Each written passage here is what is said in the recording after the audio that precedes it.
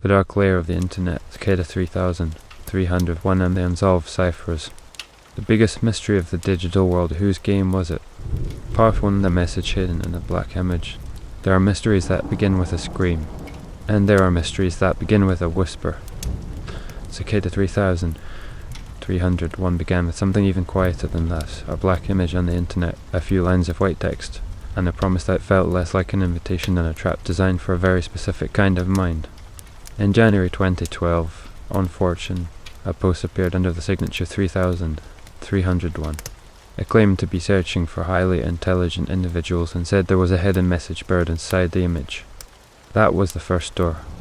Anyone could look at it. Almost no one could open it. That is what made it different from ordinary internet puzzles from the very beginning.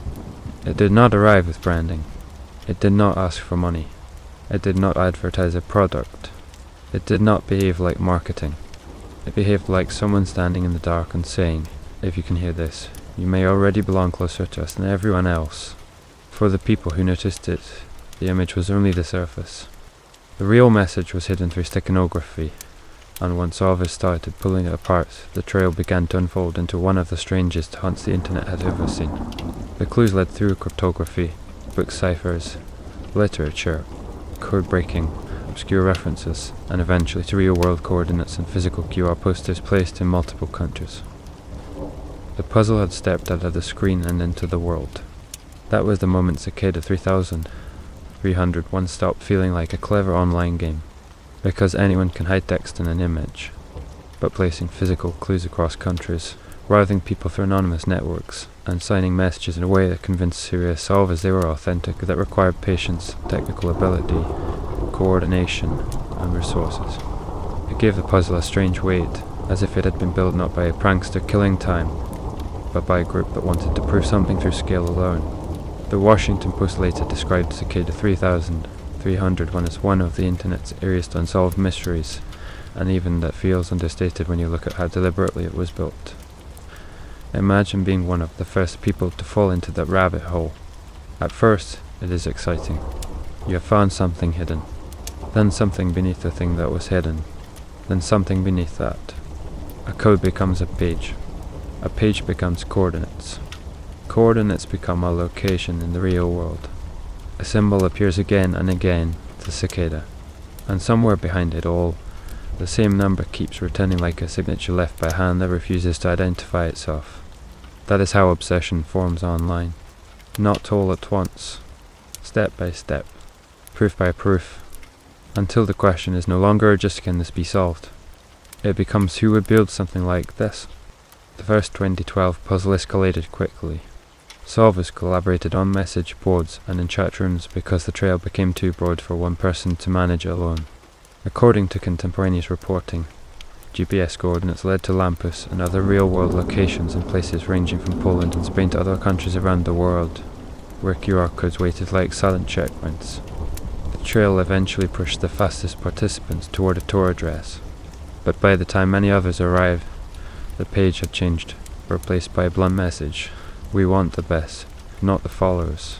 Soon after, another sign note announced that the individuals they sought had been found and that the month-long journey was over for now. That line may be one of the most important clues in the entire Cicada story, not because it solves anything, but because it reveals the psychology of whoever built the puzzle. This was not designed as mass entertainment. It was designed as a filter. The creators seemed to dislike spectators. They disliked crowds. They disliked the fact that cooperation on public forums let slower participants benefit from faster ones.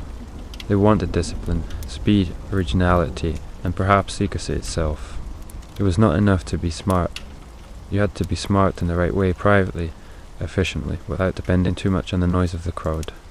And then something even stranger happened. Cicada came back. On January 4, 2013, almost exactly a year later, a new image appeared and the game began again. The same tone, the same mystery, the same promise that some hidden intelligence was testing the internet's brightest minds. The pattern repeated: hidden data, escalating clues, real-world components, and a narrowing path that only a few people could follow all the way to the end. This is where the legend deepened. One puzzle can be a stunt. two puzzles begin to look like a system. A yearly return begins to feel ritualistic. By then, Cicada 3301 no longer looked like a one-off curiosity. It looked like an operation. The people following it began asking bigger questions. Was this an intelligence recruitment tool? A secret society? A cryptography collective? A strange ideological movement wrapped in internet aesthetics? Reporting at the time captured exactly that uncertainty. The Independent noted speculation ranging from MI6 or CIA-style recruitment to an elaborate campaign, while the Washington Post described widespread belief that a large and well-funded shadow organization might be recruiting. None of those theories were ever proven, but the scale of the puzzles made them difficult to dismiss outright. The atmosphere around Cicada 3301 was perfect for projection. It touched the dark web, but never fully belonged to dark web criminality.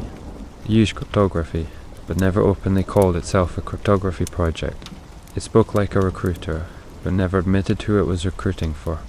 It sounded philosophical, but hid behind technical barriers. That kind of ambiguity is addictive. The less it explained itself, the more people explained it for them. Some of the most revealing details about what happened after the early puzzles came later, through accounts from people who said they reached the private stage. In David Kirsch's long-reported feature, Salvo Marcus Wanner and others described receiving signed emails and being led to a hidden darknet forum after completing the 2012 challenge. According to those accounts, the people behind 3301 presented themselves not as government recruiters, but as a decentralized, international group built around ideals like privacy, anonymity, encryption, and freedom of information. The recruits were reportedly drawn into discussions and projects meant to serve those values. But it is important to say this clearly: those are later participant accounts, not independently verifiable proof of Cicada's true identity. Still, those accounts matter, because they do two things at once. They make the mystery feel more human, and they make it more complicated. If Marcus and the others were telling the truth as they understood it, then Cicada 3301 may not have been an intelligence trap or a prank at all, but an ideological recruitment mechanism for a privacy-focused underground collective. According to Kushner's reporting, recruits described being asked to work on software aligned with those ideals, including a project intended to protect whistleblowers. But even inside that version of the story, uncertainty remains. The solvers themselves were never in a position to verify who was truly behind the curtain. They were told things. They experienced things. But they were still inside a structure designed around compartmentalization and secrecy. And that is what keeps the mystery alive. Because even the deepest insiders may have only seen one room. Picture it from the point of view of a solver. You spend weeks decoding messages hidden in images, books, ciphers, and locations. You beat something thousands of others could not. Then a signed email arrives. You are told the next step is finally here. You are pushed through another private door into a place most people never reach. Perhaps you think the mystery is over. But what if that is only where the real mystery begins? Who are these people? Why all the ritual? Why the layer of secrecy? Why the poetry, the prime numbers, the old text, the symbolic language? Why does a group that supposedly values intelligence still refuse to identify itself, even to those it has selected? That is the genius of Cicada 3301 as a legend. Every answer it seemed to give only opened another chamber. The mythology around the name itself helped deepen that effect. Contemporary reporting highlighted the repeated cicada symbol and the use of the prime number 3301, while also noting the broader cryptographic significance of primes and their fascination with 13 and 17-year cicada life cycles. Whether that symbolism reflected mathematics, natural cycles, or merely aesthetic choice, it made the puzzle feel older than the web that carried it like something biological and numerical at the same time, something that emerged, disappeared, and promised to return. By the end of the first two cycles, one fact had become clear. Cicada 3301 was not famous because it was impossible. It was famous because it was possible, but only just barely. That is a far more dangerous kind of mystery. An impossible puzzle becomes folklore quickly. A barely solvable one becomes obsession. People could see evidence that others had made progress. They could watch fragments get decoded. They could follow write-ups and reconstructed paths. They could feel, at least for a moment, that the intelligence behind the puzzle was human rather than supernatural, and that only made the unknown center more maddening. If a human being or a human group created this, then somewhere there existed a motive. Somewhere there existed a reason this machine had been built and turned loose on the internet. And still, no one could say with certainty what that reason was. By 2014, Cicada 3301 had already become more than a puzzle. It had become a mirror. Intelligence agencies saw the outline of recruitment. Hackers saw the outline of a private elite collective. Libertarians and cypherpunks saw the outline of an underground philosophy. Internet romantics saw the outline of the last great unsolved digital myth. Truth may have touched one of those interpretations, or none of them. What made Cicada so powerful was that it gave every observer just enough shape to recognize their own fears and fantasies in it. And then, on its third return, the puzzle changed. It did not become simpler. It became stranger. And the thing waiting at the center of the third cycle would turn the mystery from difficult into unfinished. That is where part 1 ends, with a black image on a message board becoming a worldwide cryptographic hunt, with QR codes hanging in real cities, with the fastest always pushed through Tor into private darkness, with participant accounts hinting at privacy, anonymity, and hidden software projects, and with one question growing larger each time Cicada returned. Was this a recruitment engine, a philosophy wrapped in code, or the internet's most elegant deception? The dark layer of the internet, Cicada 3301 and the Unsolved Ciphers. Part 2, Liber Primus, the false path, and the game no one could finish. Some mysteries survive because they are never solved. Others survive because they are solved only halfway. Cicada 3301 belongs to the second kind. By the time the puzzle returned for a third major cycle in early 2014, it was already carrying a legend on its back. People knew the pattern now: a cryptic opening, hidden data, intellectual escalation, references that cross literature, mathematics, code, and esoteric symbolism, and then some narrowing passage that only a very small number of participants could pass through. But in 2014, the tone shifted. The language became more spiritual, more ceremonial, more like a pilgrimage than a recruitment drive. The opening message spoke of epiphany and enlightenment, and reporting at the time noted that the new clues leaned into Emerson, William Blake, Aleister Crowley, transcendentalism, and the strange borderland where philosophy and cryptography began to blur together. This mattered more than it first seemed, because the third puzzle did not just test technical skill, it began to test patience with ambiguity itself. The early years had already demanded steganography, book ciphers, obscure literature, anonymous networks, and real-world movement. But 2014 gave the impression that Cicada was no longer simply asking, "Can you crack this?" It seemed to be asking something more unnerving. Can you think the way we think? Can you follow a symbolic map when the map is trying to change you while you read it? And at the center of that shift was Liber Primus, the first book. A strange runic text associated with the 2014 puzzle and treated by solvers as the final wall. Community documentation and broad summaries of the mystery agree on the essential point. Liber Primus became the major unresolved core of the third puzzle, and while some portions have been deciphered, the puzzle as a whole remains unfinished. More general histories of Cicada likewise state that the third round remains unsolved. This is where the story becomes truly haunting, because most puzzle myths end in one of two ways. Either someone solves them, and the mystery shrinks, or no one solves them, and the mystery becomes abstract. But Liber Primus did something rare. It let the public solve enough to prove the book was real, structured, and meaningful, and then refused to yield all the way. That is a terrible thing to do to curious people. A locked box can be ignored. A half-open box cannot. Imagine the experience of the solvers by this stage. They were no longer just chasing coordinates and URL. They were staring at a text that looked ancient and digital at the same time. Runes, symbols, hidden methods, layered encryption, philosophy, warning, ritual. The puzzle had stopped behaving like an internet game and started behaving like scripture for a religion no one had been told how to join. That is part of why Cicada 3301 never really became just a technical challenge. It acquired a mythic atmosphere that exceeded code breaking. The references to Blake, transcendental writing, occult-adjacent texts, prime numbers, anonymity, and enlightenment gave the whole project a psychological texture that ordinary recruitment campaigns do not have. Even journalists covering it in 2014 noticed that whatever Cicada was doing, it had a taste for symbolism far beyond ordinary hacker culture, and that pushed the theories into even stranger territory. If the first years had generated speculation about intelligence agencies and private cyber collectives, the third cycle widened the imaginative field. A group this coordinated could be a covert recruiting body. A group this symbolic could be a secret society.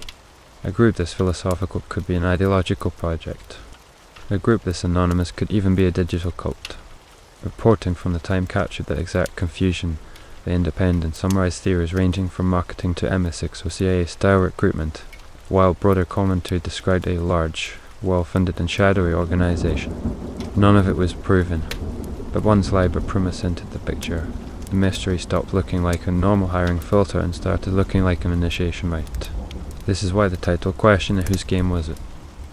It is so powerful, because Cicada 3,301 does not feel like one person's prank. The scale argues against that.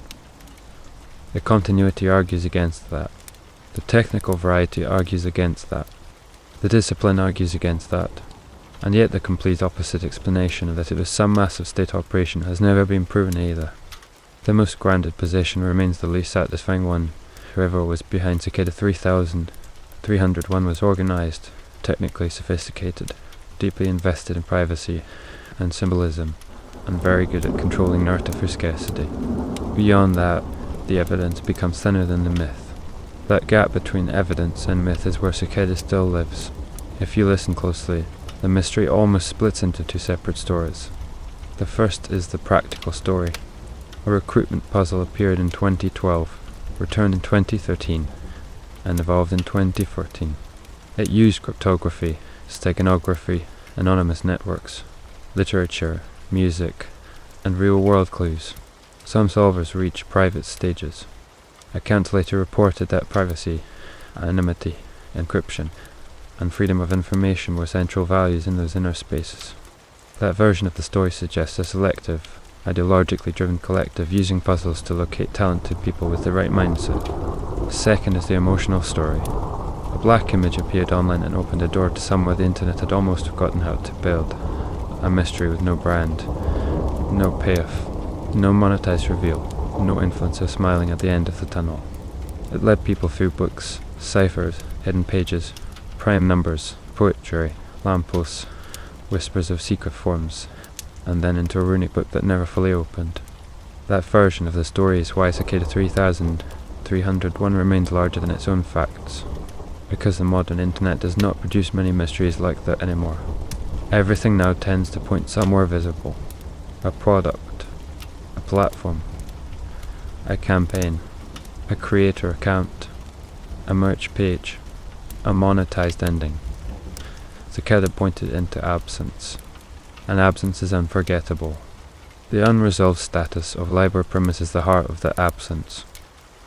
Community researchers continue to document solved and unsolved sections, but the broad public-facing summary has barely changed in years. Only part of the book has yielded, and the larger puzzle has not been completed. That means Cicada never received the clean ending that would have reduced it to internet history. Instead, it remains in a suspended state and not entirely active, not entirely dead, not entirely explained, and not entirely fictional either. That suspended state is what makes it so narratively perfect. It is not over, but it is not alive in the ordinary sense. It is solved enough to be real, unsolved enough to be immortal. Think about how rare that is. Most digital phenomena become dated quickly. Their interfaces look old. Their communities vanish.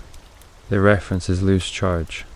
But Cicada 3,301 still feels called to the touch, because the emotions underneath it are still contemporary: fear of invisible institutions, fascination with private intelligence, longing for meaning in the noisy networked world, and the seductive idea that somewhere hidden beneath the social internet there exists a smaller and sharper internet where only the initiated can pass.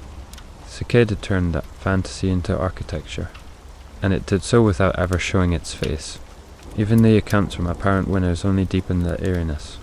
In Kushner's reporting, the people who believed they had entered 3,301 still spoke cautiously, as if they had only been allowed into a compartment rather than the whole structure. They described a decentralized organization, cells of roots, ideological software work, a serious commitment to anonymity and information freedom. If those accounts are broadly true, Cicada may have been less like a state agency and more like a hidden digital fraternity organized around cypherpunk ideals. But because those accounts remain participant testimony rather than independently verified institutional facts, the center still does not hold. We do not know whether their elders they spoke to were exactly who they claimed to be. We do not know how large the network was.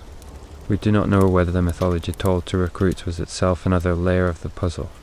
That uncertainty is not a flaw in the story. It is the story, because Cicada 3301 was built by people who understood that the strongest form of control is not just secrecy. It is selective revelation, telling people enough to pull them deeper, never enough to let them stand outside the maze and see the blueprint. That is why Liber Primus matters so much. It is not just an unsolved book. It is the symbol of a strategy, a promise made partially legible, a final door left partly open, a way of ensuring that the mystery survives even if the creators never return. And maybe that was the intention all along. Not merely to recruit, not merely to test, but to leave behind a structure that would keep generating attention, reverence, and pursuit even in silence. The internet has produced other famous enigmas, but very few have balanced difficulty, ideology, aesthetics, and anonymity as cleanly. Washington Post-era commentary described it as one of the web's most stubborn mysteries, and that was before the story had fully settled into myth. Years later, Cicada still occupies a strange category of its own, too organized to dismiss as nonsense, too hidden to explain with confidence, too symbolic to reduce to pure technical challenge, and too incomplete to let go. So whose game was it? There are only a few serious possibilities. A covert recruiting filter for an intelligence or security adjacent body. A private cryptography or privacy collective seeking exceptional minds. An ideological secret society shaped by cypherpunk values. An elaborate alternate reality project with no commercial endpoint. Or some hybrid of those categories that never fit the public language available for it. The strongest first-hand reported clues lean toward a privacy and encryption-oriented collective. Not a commercial stunt, but the conclusion rests heavily on what apparent recruits were told, and those accounts still leave the deepest questions unanswered. The identity of the creators, their full purpose, the actual scale, and the complete meaning of Liber Primus all remain unresolved, and perhaps that is the truest ending possible for a mystery born online. Not exposure, not confession, not closure, only residue, a black image, a cicada, a prime number, QR codes in distant cities, a Tor page that vanished, a handful of selected solvers, a book in runes that still resists completion, and a question that has outlived the era that produced it. Was Cicada 3301 searching for the right people, or building the perfect legend? That is why the story still works so well in the voice, because it is not merely about code. It is about the feeling that somewhere beneath the visible internet there is a darker layer made not of crime, but of intention, a layer where intelligence is tested, silence is currency, and mystery itself is the final authentication key. And until Liber Primus is fully solved, if it ever is, Cicada 3301 will remain exactly what it has always been, not the internet's loudest mystery, its most disciplined one.